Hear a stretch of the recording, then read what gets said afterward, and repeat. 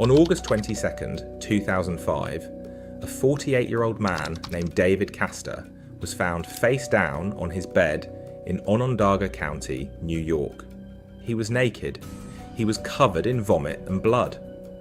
On the nightstand beside him sat a glass half filled with bright green liquid, and on the floor beneath his feet was a gallon jug of antifreeze. His wife Stacy had called 911 about an hour earlier. She told the operator her husband had locked himself in the bedroom after an argument and hadn't come out for a full day.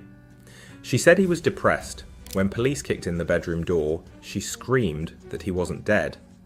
But he was. The coroner initially ruled it a suicide. That ruling would turn out to be very, very wrong. To understand what happened inside David Castor's body, you need to understand what antifreeze actually is.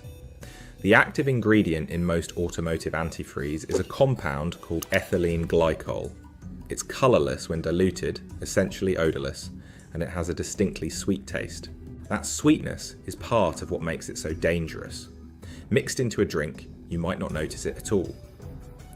But here's where the chemistry gets disturbing. Ethylene glycol by itself isn't actually that toxic. Your body could handle it, filter it, move on. The problem is your liver. Your liver contains an enzyme called alcohol dehydrogenase, and the moment ethylene glycol hits your system, that enzyme gets to work breaking it down. First into glycoaldehyde, then into glycolic acid, then glyoxylic acid, and finally into oxalic acid. Each of those steps produces something worse than the last. Glycolic acid floods your blood with acid, tanking your pH and sending your body into severe metabolic acidosis. Your blood literally becomes too acidic to function. Your breathing gets rapid and shallow as your lungs try desperately to blow off carbon dioxide to compensate. Your heart rate spikes, your blood pressure becomes unstable. But the final product, oxalic acid, does something your body has no answer for. Oxalic acid binds to calcium in your blood and forms tiny, sharp, needle-like crystals called calcium oxalate. These crystals travel through your bloodstream and deposit everywhere: your brain, your lungs, your heart. But they have a particular affinity for one organ above all others: your kidneys.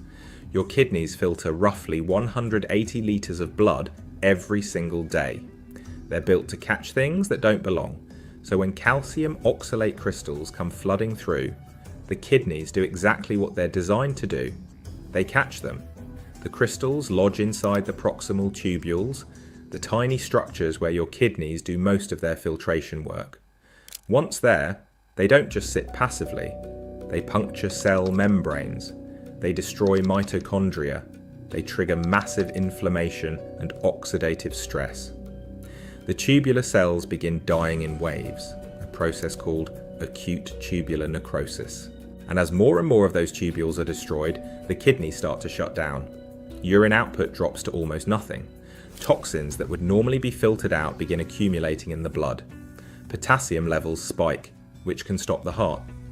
Without dialysis or intervention, this process is fatal. In David Castor's case, nobody intervened. Nobody called for help, because the person closest to him was the one killing him. Prosecutors would later determine that Stacy Castor had been feeding her husband antifreeze for approximately 4 days before his death. She likely started by mixing it into his drinks. Ethylene glycol's sweet taste would have been easy to disguise in a mixed cocktail or a sweetened beverage.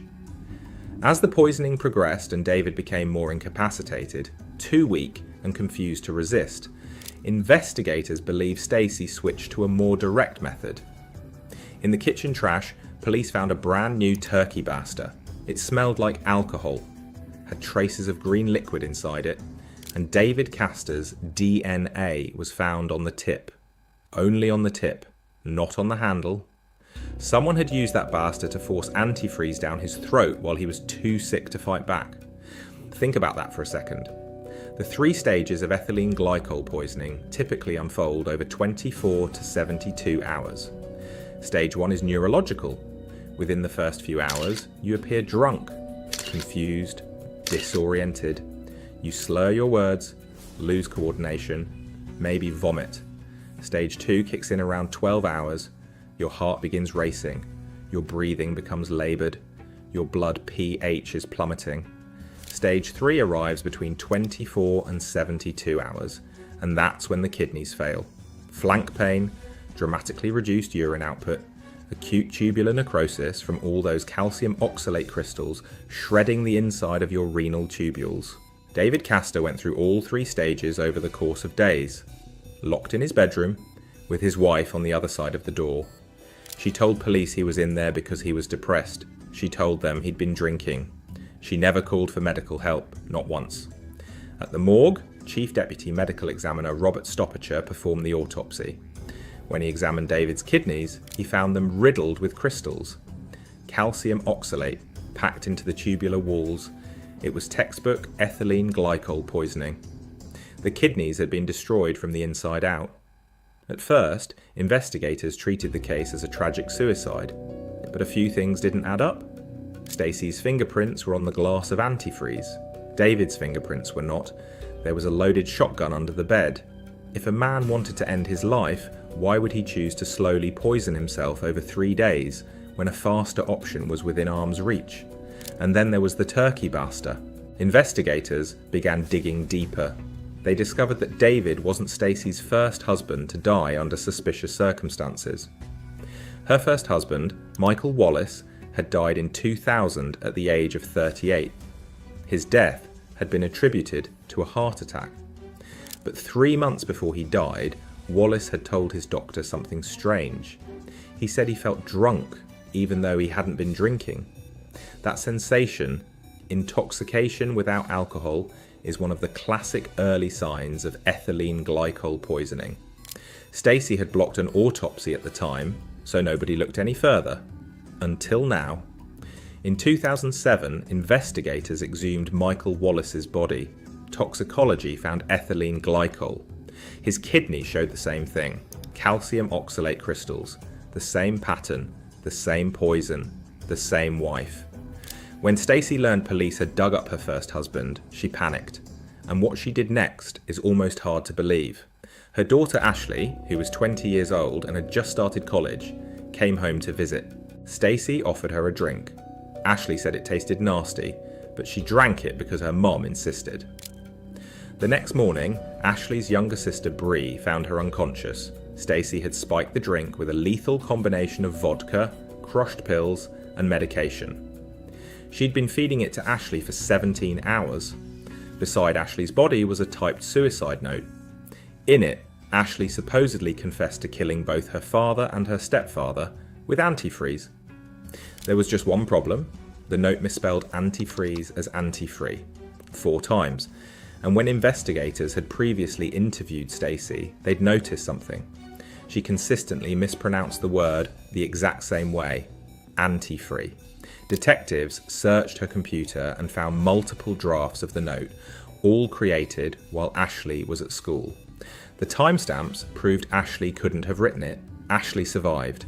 Barely. She spent days in the hospital and later testified against her mother at trial.